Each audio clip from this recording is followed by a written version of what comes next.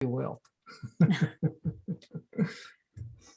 Did you want to say anything about So we're just starting to record. I unfortunately forgot to start the recording, but Bill just described the inner child for those who listen to this later.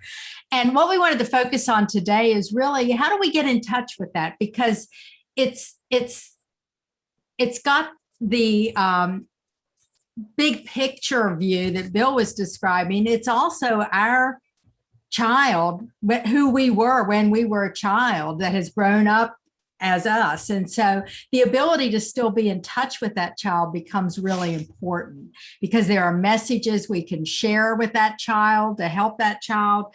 There are ways we can release it from some of its duties that it may still be holding on to that might be holding us back. And sometimes it's really useful to have that conversation with our inner child. But it also can give us information to help us grow emotionally and spiritually. And so that's taught out of us. You ever notice that, how little children are so connected with their divine nature? It's almost like they come in as that divine nature, totally aligned. And then it just sort of gets taken away. And as they get into school and get processed into the have-tos and what they need to learn, they sometimes get disconnected from it. And by the time we're adults, we need to get reconnected. And so we believe the inner child is one way we can do that. And moving more toward Emmett's and Carl's interpretation of the child archetype concept, they would say something to the effect that this child, when it is birthed into, in our case, the human experience, into this dimension, it brings a lot of subconscious character traits with us, patterns with it, incarnational good and positive, negative karma, that kind of thing. So it's not a tabula rasa. It comes in here with plenty of consciousness. It's not empty. It's not blank. It has all these patterns within it that grow into this human experience. And there are a lot of good folks out there who are helping a lot of people now to get in contact with their inner child and assuring them that they want to help make the connection with the inner child by exploring unmet desires, predispositions, and even prejudices that lead to poor decisions and lead to failed relationships. However, they also point out that this same inner child has heroic behaviors as well as it grows up that lead to life-affirming traits and behaviors. So there's positives and negatives, of course, about that child's maturation as us, within us, as our younger self. Most adults don't think much about an inner child. As a matter of fact, we've been told to grow up, and I'm sure you've been told that too, as you were doing perhaps some inner child behaviors to stop what you're doing, stop being such a baby and grow up, that kind of thing. So, but that inner child is within us. It needs to be nourished. It needs to be talked to. And there's some very good techniques that psychotherapists and those trained in helping folks to talk to their inner child have helped us with. And Sharon and I will share some of those techniques with you today. Yeah. So why don't we pause a moment? Thoughts anybody has or wants to share related to your own ideas about that inner child.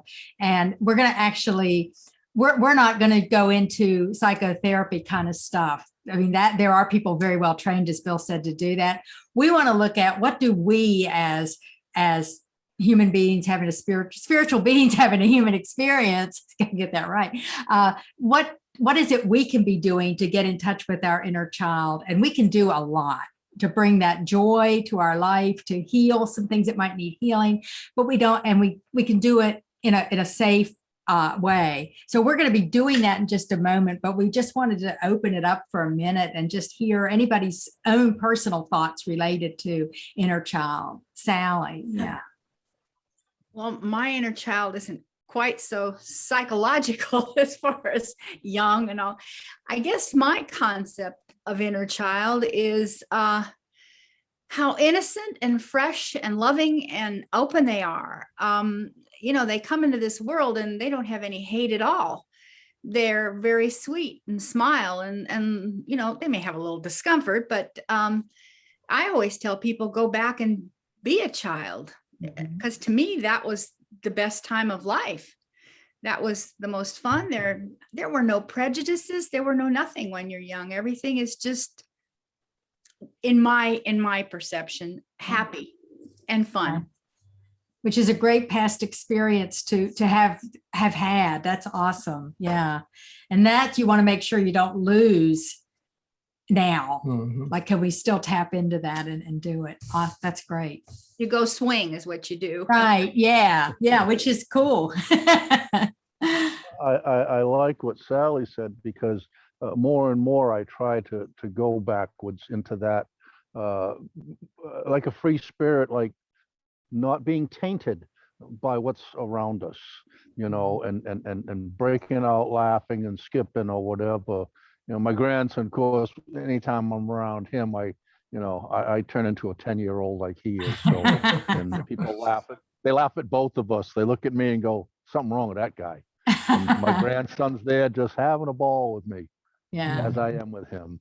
That's great. That's great. But going back, trying to remember that once in a while when you see a child, and remember, even if you don't physically come out and act, I know a lot of times I'll go back to that time when we were free of all the nonsense that is surrounding us right now. Yeah. And one other thing, think about what's the thing we always say: question unquestioned answers. Well, think about kids. I mean, they have no problem questioning anything. In fact, sometimes it's just one question after another, and you wish they would quit asking. And boy, where did we lose that to where we just started accepting what we hear and not asking? So that's one of our beliefs that I think might be coming from that inner child desire to just want to know more. Yeah. Like to hear your reactions to this next statement I'm going to give. Okay, ready? Here it is. Tom Robbins said it, author. If you've read any of his books, he's a humorous novelist, but he's got a lot of deep ideas, and this is one of them. He says, "It's never too late to have a happy childhood." Now, is he on target with that? Is he overlooking anything? What do you think? He's on target with that. Okay. I agree with that completely. And I am someone who didn't start having a happy childhood until well into my 40s, because some of us grew up in environments exactly opposite of Sally's, and were so damaged by the experience, and our inner child is so damaged that actually we needed to start doing very basic work on how we lived before we could even start to connect with an inner child, because we just weren't safe emotionally yet. Yeah. Very true. And that's just a word of caution for everybody when you're dealing with others with the inner child stuff. If somebody is still living as an addict in chaos and crisis and all of that, the last thing they need to be doing is connecting to an inner child, because it's that broken inner child that's driving all that insane behavior already. And so then that just compounds the wound. So that's just a caution. Yep. So some of us didn't get wise up to all that until our 40s. And then we got to have a happy childhood starting then, and are still having a happy childhood, although I'm doing a lot of grieving. Right. Yeah. Good. Anyone else? It's important. It's important that you get that it's never too late to have a happy childhood. Mhm. I can go back in my childhood and reframe and look at it from my adult perspective, my maturity, and Yeah. look at and reframe it. And I was just thinking right now, often I dig up the other part of my childhood. I might treat myself to some loving respect and say, okay, now, Violet, what were all those wonderful happy times that you had when you were? So I can focus on that now, as well as looking at the other times. They might not have been as unhappy as I thought. So, because I had a lot of happy things in my childhood Yeah. that I can reframe my perspective. Yeah, because our perspective really does change as we have more experiences to relate things to. Yeah. And our childhood, often our inner child protected us or did things to help us deal with whatever a situation was. So honoring that, it can have its effect on that child, but it's doing its best. It was doing its best for protection at the time. And one of the best things we can do to begin, if you haven't already, what we call reparenting your inner child. With what you know now, we have more than just a chronological relationship with our inner child. We have a psychological relationship, an emotional relationship with our youngerness, if you will, our younger self as well. So it's a lot more than just chronological. And a lot of folks don't recognize that because they haven't been taught that, and haven't been taught much about their inner child at all. And that's unfortunate, because if quantum physicists are right, at certain levels, if effects can precede causes. We are the beneficiary. We are the effects of our maturing inner child. And by talking to our inner child as the effect, we can begin helping the cause, if you will, become more mature, become happier, become appreciative of what he or she has done for us, growing up as us, and becoming as heroic as they had being dealing with some of the situations like Julianne was talking about. Our inner child can be very and was and is very heroic. Mhm. It's a beingness, ethereal beingness, a psychic beingness within us, and it really is something we should communicate with, perhaps even on a daily basis. And there are ways we can do that without actually, quote unquote, having a conversation with our inner child, but some of our actions themselves speak louder than words as we make that connection. And we'll talk more about that. Cool. Sound all right? Sound cool? So would y'all like to have a conversation with your inner self right now? That's where our meditation is going to lead us. And it's not a therapeutic. I mean, we're not going into therapy or anything like that. And hopefully it feels like a very safe thing to do. And we're going to serve as the guides that direct the conversation, but you're the one who's going to be having it with your inner self.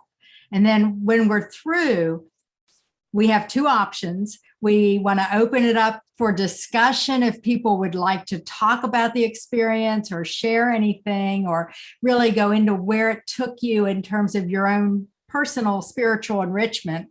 And we also have, we're going to give you actually a takeaway that has 10 ways you can communicate with your inner child, and we can play with those a little bit. So we've got both options of what we can do, and we're going to let you guys kind of lead the dance on that with what you'd like to do once we go through the meditation. Does that sound fair? Thumbs up if the answer is yes. Okay, everybody good? All right. Okay, so as Jeffrey drums us into this, picture Jeffrey as he might have been at 6 years old playing the drums. Hang on. Yeah, and you're at a wonderful place experiencing it. And if you would put yourselves on mute, everybody, that would be good. And that way we can all just be uninterrupted.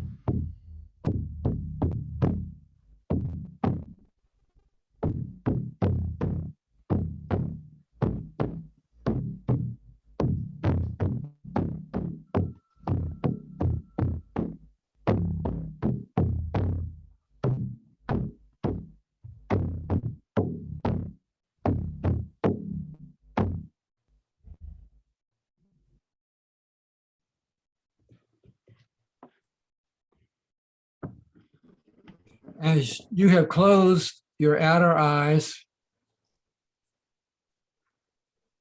making it possible for your inner eyes to be wide open, we invite you to give your attention now to your breathing.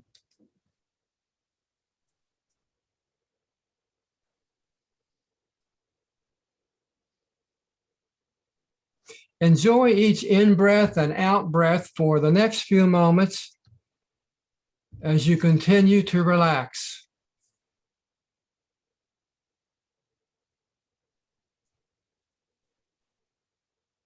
If your attention to your breathing wanders a little, invite it back to your relaxed breathing.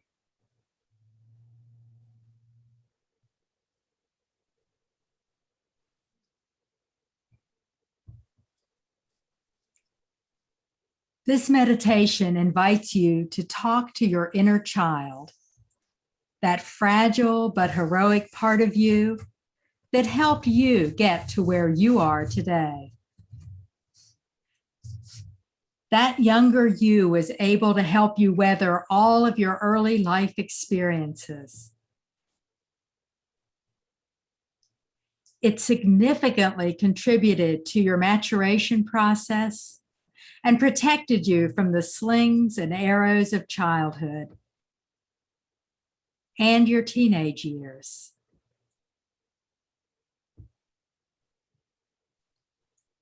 It's still very much a part of you, as you know. Many of your childhood's experiences are in your memory banks and emotional data bank. They have remained a part of your neuroverse. So take a deep breath.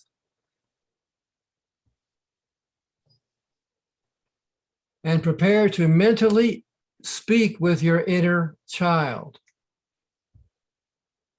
Use our words as prompts to help you connect in a non-threatening way, a loving way, a nurturing way with the younger you, who's had your back for all of these years. So now, as you are coming from your mind's eye and your inner voice, just silently ask your inner child to join you in this precious moment.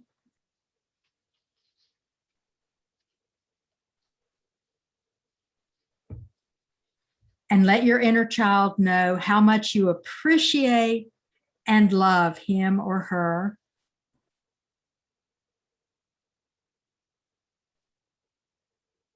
And offer the assurance that what's actually communicated between the two of you will just be between the two of you, unless you agree to share it with others.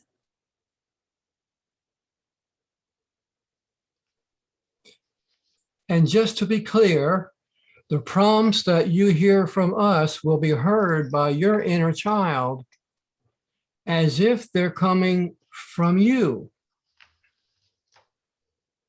because you're both hearing them at the same time. So when you're ready and you feel your inner child is present and ready as well, just gently nod your head so that we know, and we will move ahead.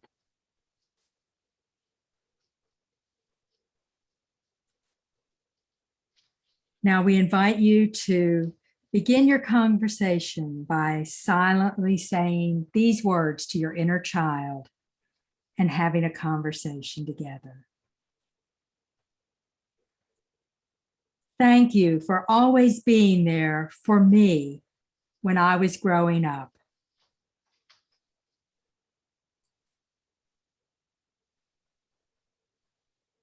I love you and am very much aware of what we went through when you were growing up. I know there were times when you wondered what was going on, why this or that or the other was happening to you. But you stuck it out because you're tough, because you're a survivor, because you learned how to cope. I know there were times when you didn't feel good enough, when you compared yourself to others. Well, I'm here to tell you, you were good enough. You are good enough. And that your ability to handle disappointments and growing up issues, criticisms, illnesses was and is amazing.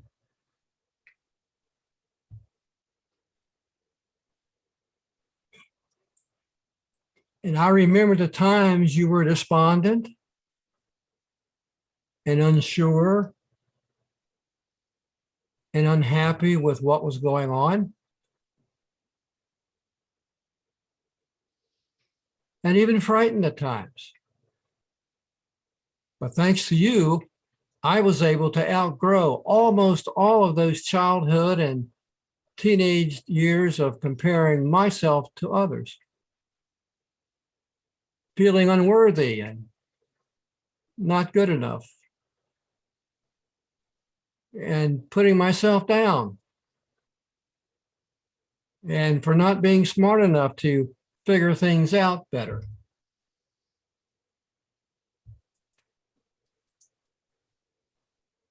As you know, as an adult, I still have a few issues that I'm dealing with, but I'm reaching out to you in this now moment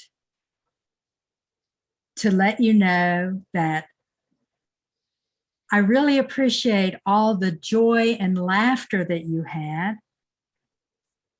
as well as helping with all the traumas. And I want to let you know that together we can put the childhood disappointments and traumas behind us now. You have done your part and grown up through all of this into the me that I am today.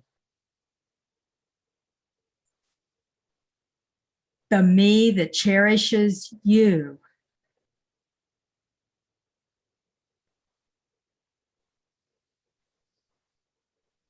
The me that wants us to put our heads together and realize we've grown strong. We are resilient and wise and resourceful together. There's something I want to be sure both of us realize. We're both spiritual beings who've evolved as one person in this lifetime. A life that I've learned is called skin school. Although I'm telepathically communicating with you now, my younger self, during this meditation, I know that as the younger me, you've matured and became the me that's an older you now.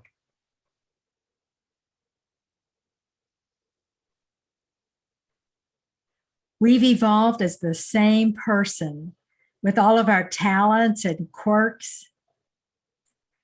And the me now will be having similar conversations with an older me, an older us, as time goes by, assuming we stay healthy and active. And so I want to be absolutely clear. You, me, both of us, we are the same life force of the ultimate reality, actualizing as us in this human form, in this now moment.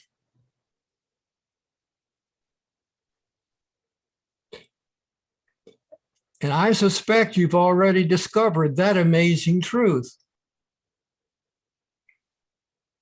And I want to make it clear that I know, have not lost sight of that truth too, to reassure you of my own growth and maturation.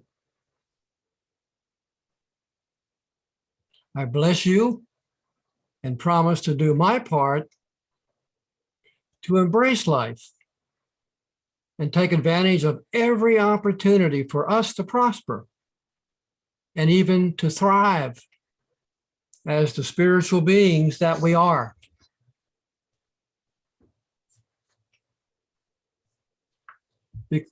Because you've been so instrumental in my growth, I promise to let you, my inner child,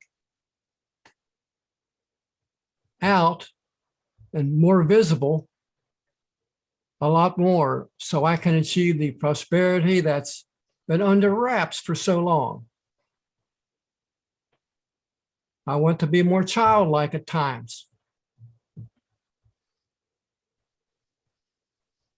We, you and I, will make this human experience an incredible human experience, one that we'll be happy with, where we can laugh and grow, one that's fulfilling and meaningful.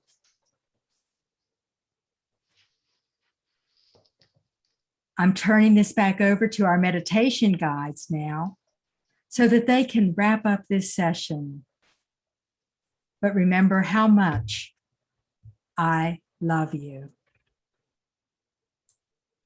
We feel privileged to have been part of your inner child journey this afternoon and believe self-talk like this revitalizes the soul. And so congratulations on connecting so intimately with your inner child. Blessings to both of you. And so it is. Namaste.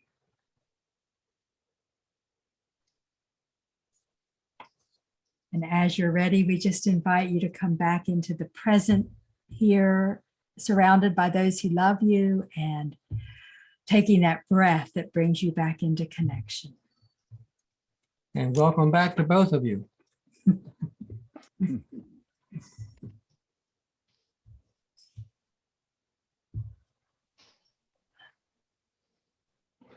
Oh, and so we just take a moment now to allow the opportunity, if anyone would like to share, have questions or comments, things about the experience that you would like to bring to the whole group. Jeffrey?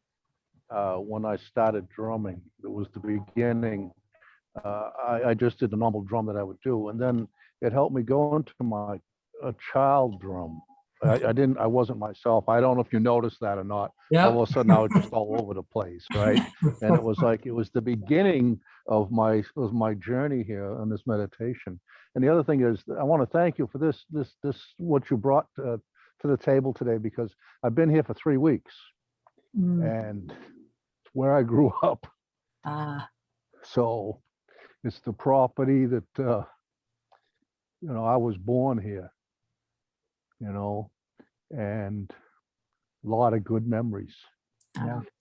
So this is kind of kind of a nice closing because I'm leaving Sunday to come back down Wow. south. So thank you for this. It was, thank you. That's great because you're there physically as well as Yes. making that psychic Yes. Yes, connection. I'm That's so awesome. fortunate. Thank you.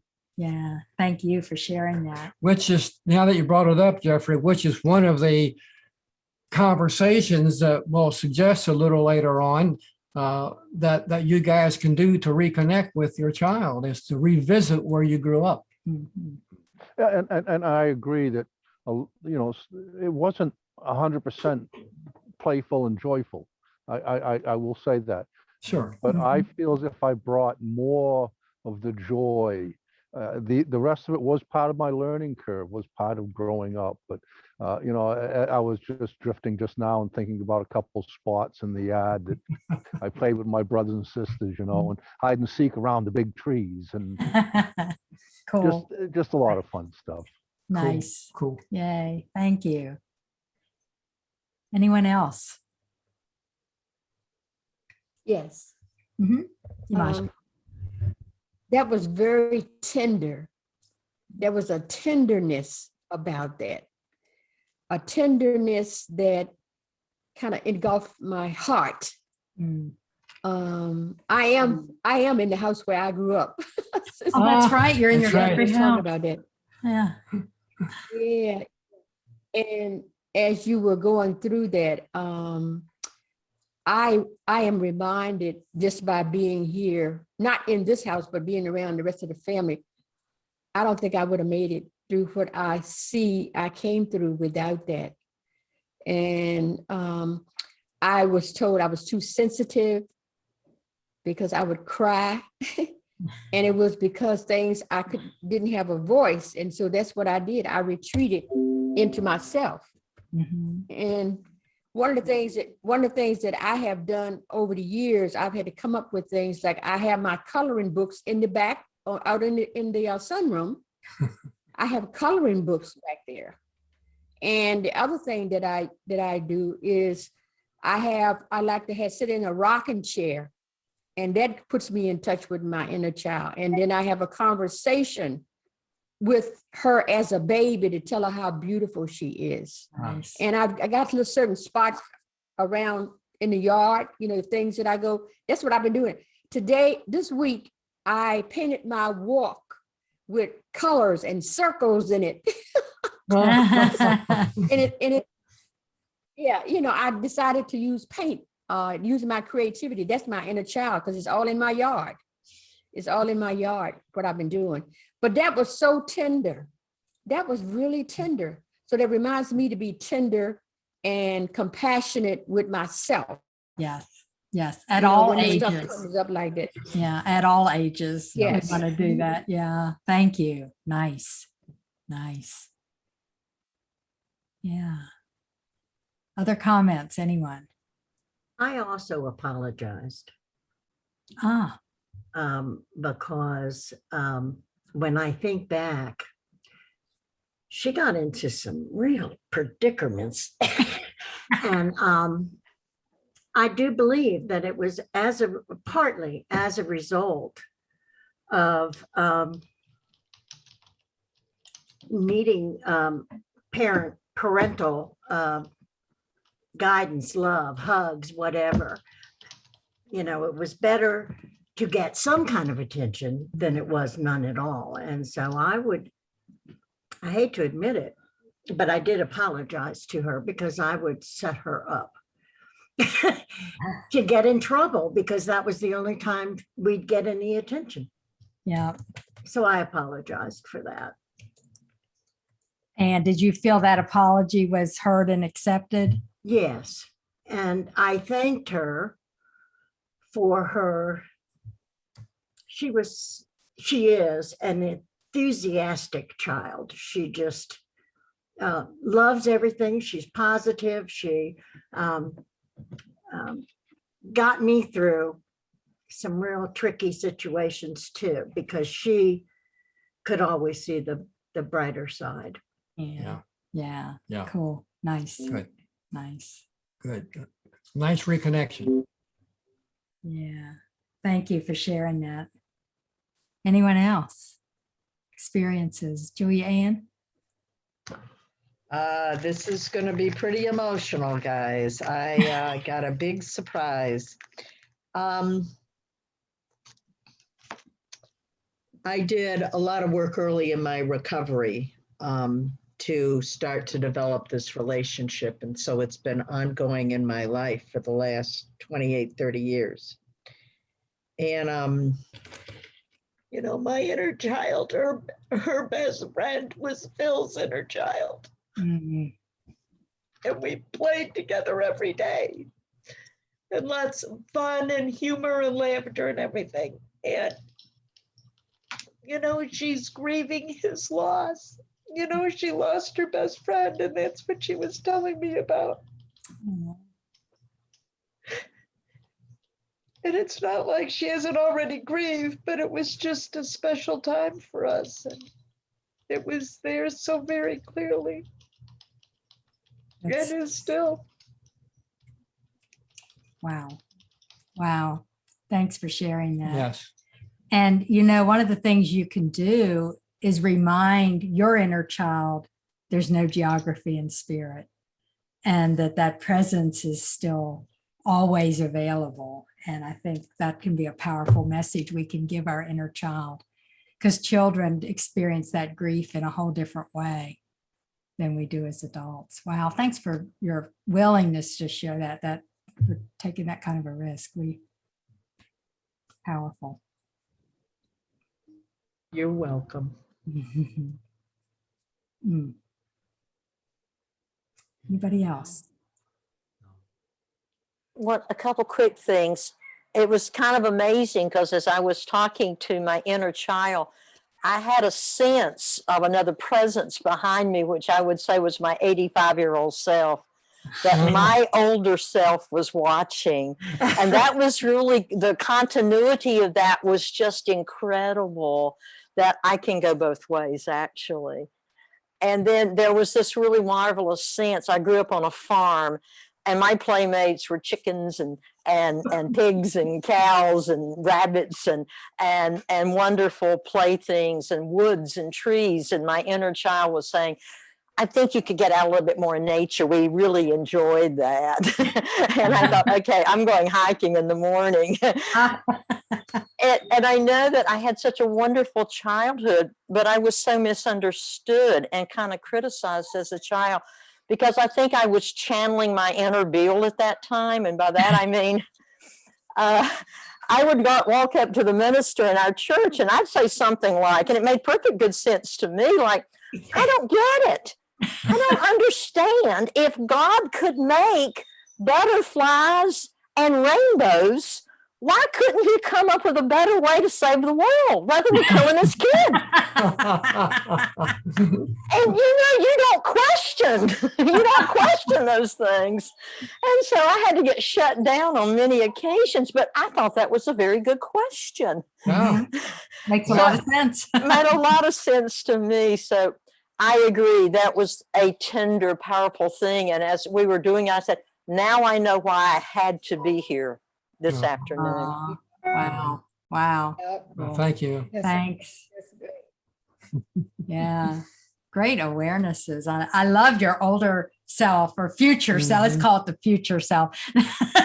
The future self is right there too. That's kind of probably just like going, yay. Yeah. She's very vibrant and very in good health. I really like her. Awesome. Awesome. Okay. That's great. Anyone else?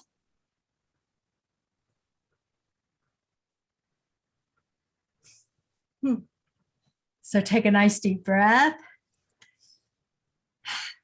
And what we're going to do then is let's play a little. Let's look at some ways that we can deal with our inner child or connect with our inner child.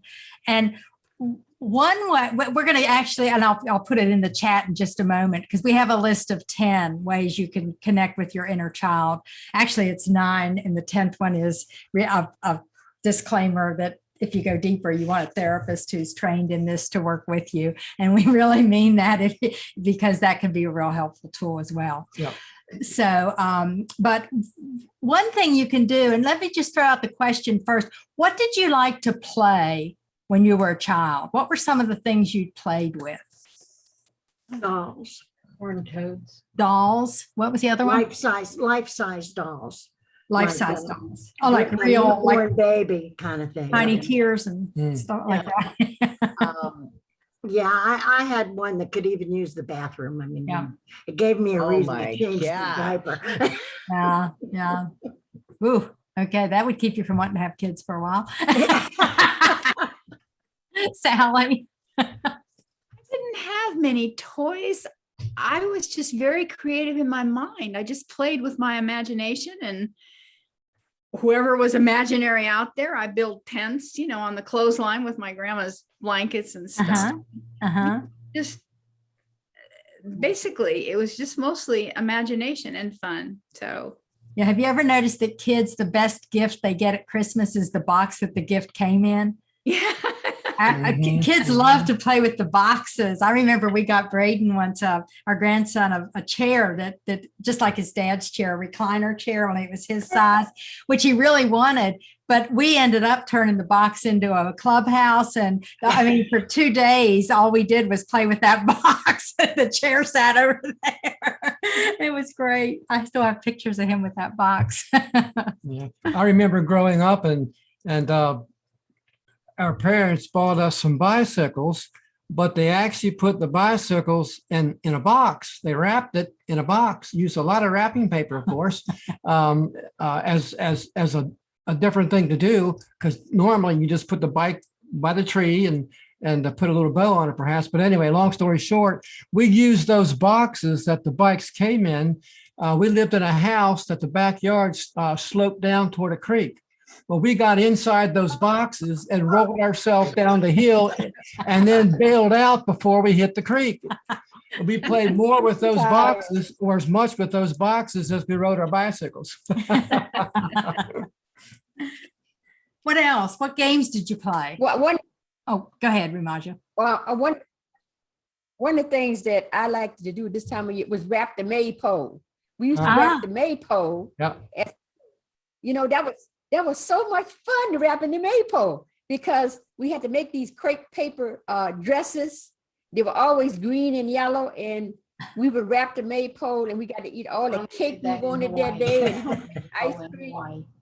It was a festival at the school. And then I also used to like going to the lake. My dad used to take us to the lake, and I used to like to go because there was a dance hall and I could dance. And because I couldn't dance at home, but I could dance. Yeah, cool. Yeah. Neat. Thank you. I think Mary. And the you tire. had- And what? And the tires, Bill, we're talking about rolling down the hill. My brother used to put me inside these tractor trailer tires. Yeah. And roll you down. Roll me down the hill. We were fearless as children. We were fearless. Marion, did you have one? One thing it made me think of was I was talking to my sister one day on the phone, and I said, how's Chris, is her little boy, and she says he's good. He's been playing out in the front yard all day with a rope.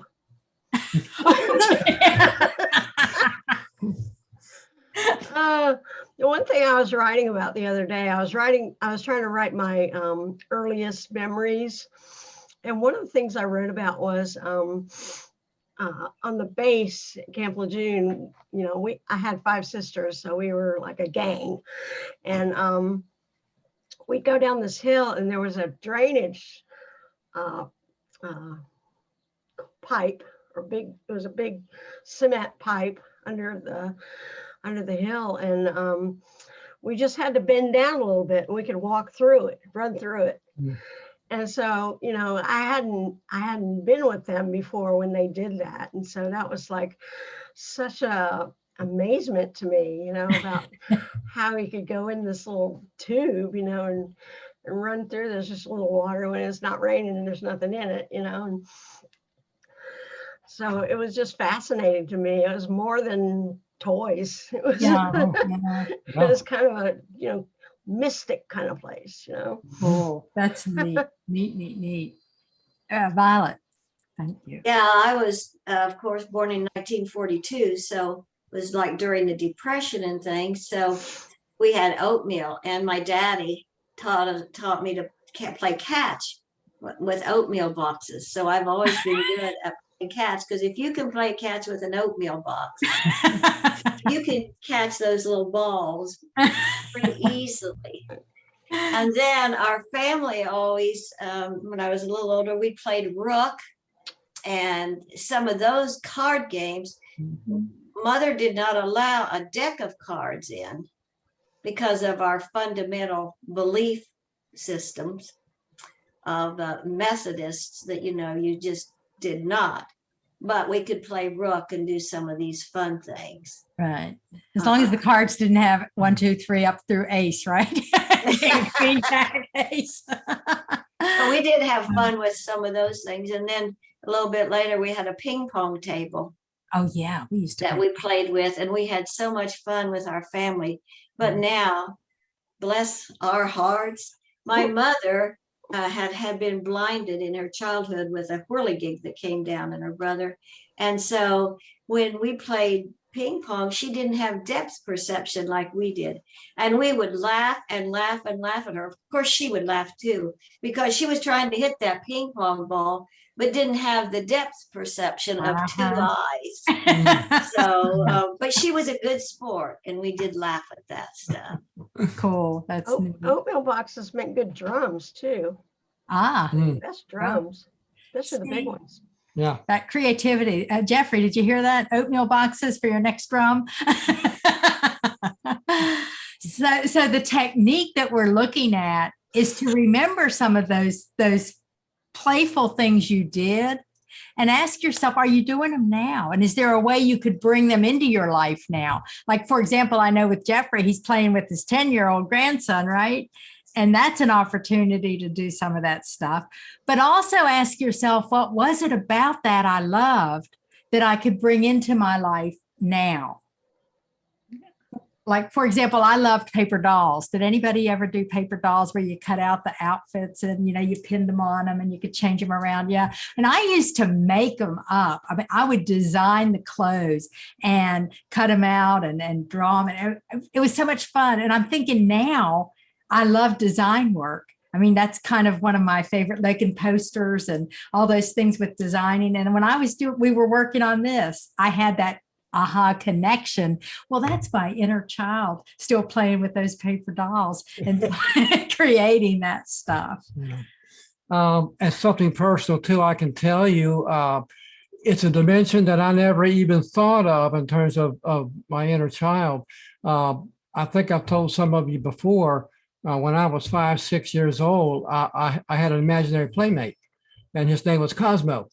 Well, what's interesting about that is years later, I was in my late teens, and I apologized to my inner child and to Cosmo that I hadn't kept up with Cosmo. I forgot all about Cosmo. The inner child I communicated with, but I forgot all about Cosmo. Well, evidently, my inner child, weeks later, months later, must have made contact with Cosmo, kid you not. And I kind of got that Cosmo told me that it was his life purpose to help us through puberty and adolescence. And that amazed me that there had still a connection between my inner child and this being that was Cosmos, that was my friend, that had evidently, he was an archetype of that entity helping kids through puberty and adolescence. It was an incredible insight, and it came from my inner child schooling me. Yeah. It was incredible. Nice. Once connected, I guess always connected, as they say. Which is why the conversation with your inner child is start kind of, I know if you tell people this, they'll think you're nuts. So, this might be between this group, but having those conversations with your inner child is so important, because your inner child has lessons that it could teach you. Even now, we can learn a lot from our inner child. Yeah, what she means, lessons that you can teach you. Yeah, that you can teach you. That's That's right. You can start feeling a little convoluted here. Sally? Just very quickly, when you were talking about conversations, I was an only child. So when I played, it was just me. I did have an imaginary friend at one time, but I talked to myself, laughed, and have a great time. And I'm thinking now at my age, I'm out here in this beautiful land. I'm talking to myself again, laughing and having a great time. Kind of a circle. And your inner child is just laughing and so happy that you're doing that. Yeah, that's true. Because I do that too. I tend to talk to. How many talk to yourselves? How many of you do that? Just an answer? Do we answer? Yes. Yeah, that's because we know good conversationalists when we find them. And that is a sane thing to do. So don't stop. Don't stop. It's valuable. I think one thing that's important to do when you deal with this stuff is your inner child learn things to protect you. You know, things of how to act, how to do things, and how to not trust people and stuff like that. And sometimes you become aware of things that your inner child does to protect you, and you don't need it anymore. Right. So I think it's important to talk to your inner child and tell them that they don't, you don't need to do that anymore. I'm fine. That is very powerful. Very powerful, because you could just say, thank you, and I appreciate it, and you can take a break now. You can relax a little bit. Yeah, you're so true, so true. And changing things about our past, again, if quantum physicists are right, and I believe they are, changing things about our own past can change our future. Yeah. It can work that way. Effects can precede their causes. Just remember that. And causes can precede. And causes effects. can precede effects, of course. Yeah. Works both ways. Works both ways. It really does. Yeah. So we just sent you through the chat box this handout, which I'm going to share up here just so you can see what you're getting. And it's 10 ways to communicate with your inner child, actually 3 plus the warning, as we said. But you'll see the kinds of things that are on here. And what we invite you to do is just pick one and do it. And this week, try to do at least 2 things from this list. One of my favorites is number 6, to find photographs and other mementos of the younger yous. That's the plural of you. It's all younger yous. Or Southern for you know what. Or Pennsylvanian that help you get back to the emotional space reflected in the images and keepsakes of your past. So look, just getting together pictures and looking at them and remembering, because I know I have some memories that I literally don't really remember, but I've seen the pictures and I've heard the story around the picture so much that I think I'm remembering it, but I probably am not. But I get the emotional benefit of that powerful experience. So that's just one example. And the games, of course, that we used to play to find a way to get back into it and make believe. And you know how Bill and I like to do the metaphoric interpretations? Well, that comes from that playfulness. That's that playing with things like seeing a cardboard box. What else could it be? That's exactly the same thing we do when we look at a scripture and say, okay, the house that was built on the sand, what could that represent? It's the same thing. Yeah. So that'll give you something to play with and work with through the week. And we'd love to hear your experiences. So send us a quick email or something, or give us a call and just say, you're not going to believe what happened, or this is what I experienced, or I just had this fun thing happen, and we'd love to hear it. Violet? I would like to share one other thing, because I've realized something about myself now. And that is that there were all boys in my neighborhood, and we used to play marbles. We'd shoot marbles, and I lost all my marbles every time. So that is what has happened to me. So what do you think that's saying, Violet? Well, if you listen, she needs marble lessons. Marble lessons. Yeah. Well, if you listen to the news lately, you can see a lot of people who've lost their marbles. Yeah. That's why I carry one in my pocket. Oh, wow. There you go. Maybe you could send that over to Violet because she doesn't have any. No, because Violet got taken by the guys already. I don't, I don't want nothing to do with There you go. Ah, Yeah. Vivian, were you going to say something? I was going to respond to Violet. That was the one game I remembered as a child, was playing marbles. Only Violet, I won. And my mom came back because it was gambling. Oh. that. Yeah, that's cool. So you might take your favorite games that you played and then just ask yourself, what is that telling me that might be related to my spirituality? Like the marbles. What is it about marbles? How are marbles like my spiritual enrichment? There's a good one for you. And start to just play with that. Anybody think of an answer real quick? Let's just play. How would marbles be like what analogy could you make? Freedom. Freedom? Interesting. They are of substance, they're heavy. There's depth and weight to them. Okay. And so in one sense, the more I get, the more depth I have. And also when I give them away, it's giving other people that depth, which is when you lose them all. When you lose your marbles, you could just say, that's an opportunity of when I share what it is I know. So, the message would be, I need both. We need that cycle of receiving and giving. I have a confession to make. I would get some marbles. I don't even know where I got them because I never played marbles. I never played marbles because I didn't want to lose them.